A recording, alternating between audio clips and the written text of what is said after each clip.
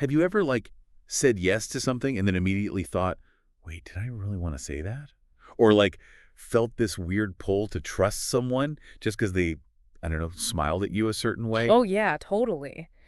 And what's kind of wild is how often this stuff is going on without us even realizing it. Like, there's all these psychological things just under the surface shaping our decisions. Right. And that is exactly what we're going to get into today. We've got a bunch of really cool info. It's like our cheat sheet for understanding, how influence works. And it breaks down 8 super powerful techniques. And they're not just like theories or whatever, they're actual tools that get used everywhere.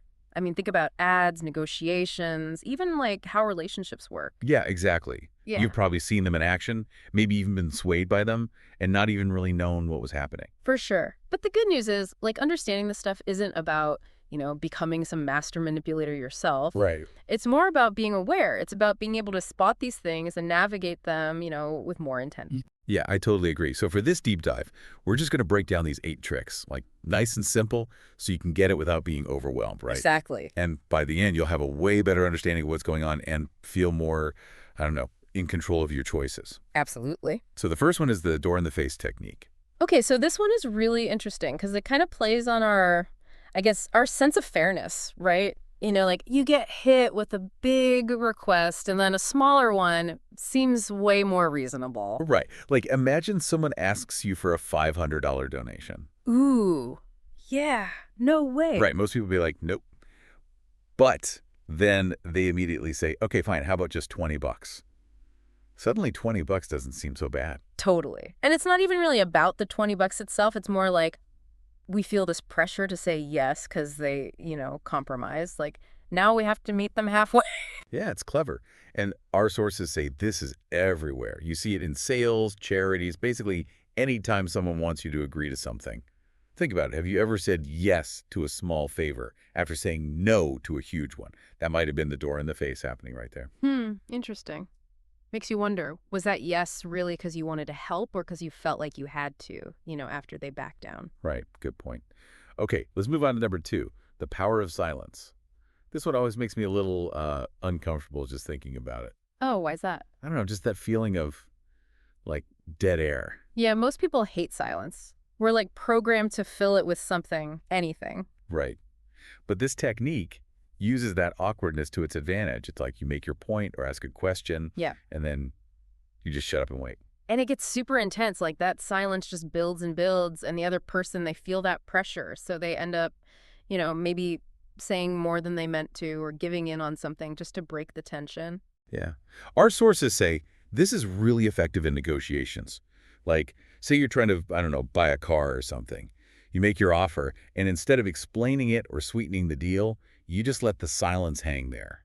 Oh, that's good. It can totally shift the power dynamic, make the other person feel like they got to respond. I like it. So think about yourself. How comfortable are you with silence? And have you ever maybe given away too much info or agreed to something just because you couldn't stand that quiet? Good question. Okay, number 3 is the illusion of choice, which is kind of sneaky because it makes you feel like you're in control when you're really not. Oh, how so? Well, they give you options, but all the options lead to the same outcome, which is what they wanted all along. You get to choose, but the result is already decided. Ah, I see. It's like tricking our brains into feeling powerful, even if the choices are limited. Exactly. Like, think about parents, right? Right. They say, do you want to clean your room now or after dinner? The kid gets to choose, but the room is getting cleaned either way. Right, right. Or in sales, it's like, do you want the blue one or the red one? You're picking a color, but you're already buying the product. That's clever. Makes you think about all those times we thought we had a choice, but maybe we didn't really. Right. Okay, number 4, mirroring behavior. This is all about building connection, on a deeper level. Oh, interesting. How does that work? Basically, you subtly mirror someone's body language, their tone of voice, even their energy level, and their brain picks up on it. So it's like you're saying, hey, we're alike, we get each other. Yeah, exactly. It builds trust and rapport without them even realizing it. That makes sense. And our sources say good communicators, therapists, even like pickup artists use this. But it also says that when it's done genuinely, mirroring can actually build real empathy and understanding. Right. It's like a way to truly connect. So are we good at picking up on those nonverbal cues? And are people maybe mirroring us to get on our good side? Good question.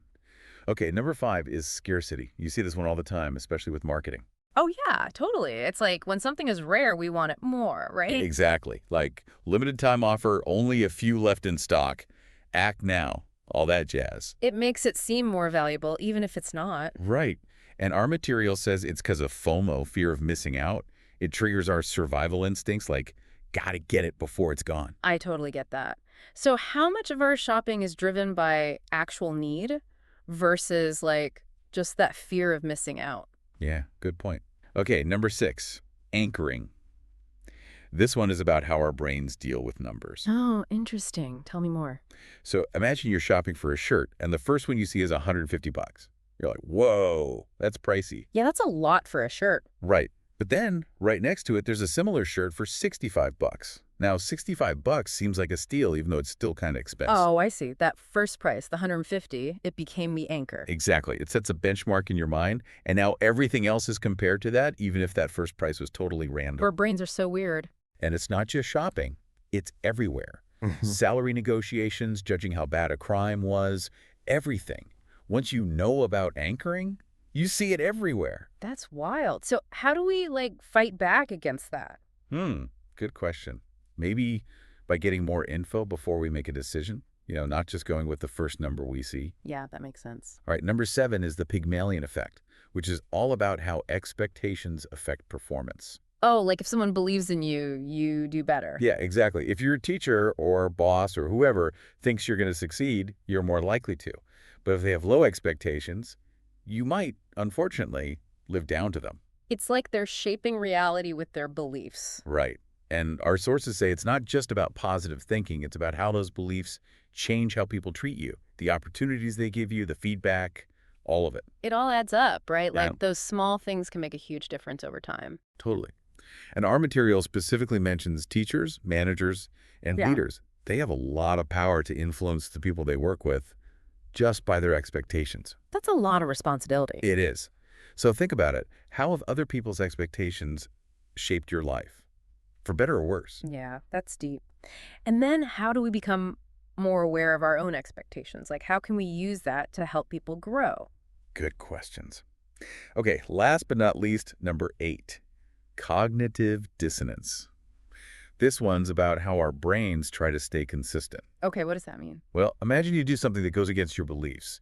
You feel this mental discomfort. It's called cognitive dissonance. Right, like a clash between your actions and your values. Exactly. And our brains hate that feeling, so they try to fix it. So what do? 2 things. Either you change your behavior to match your beliefs, which can be hard, or you change your beliefs to match your behavior. Oh, so you justify what you did. Yeah, basically. Mhm. And this is where marketers and stuff come in. They know if you've already invested time or money in something, you're more likely to convince yourself it was a good idea, even if it wasn't. It's like you're trying to protect your ego, right? Yeah. You don't want to admit you made a mistake. Right. And our material calls this the sunk cost fallacy.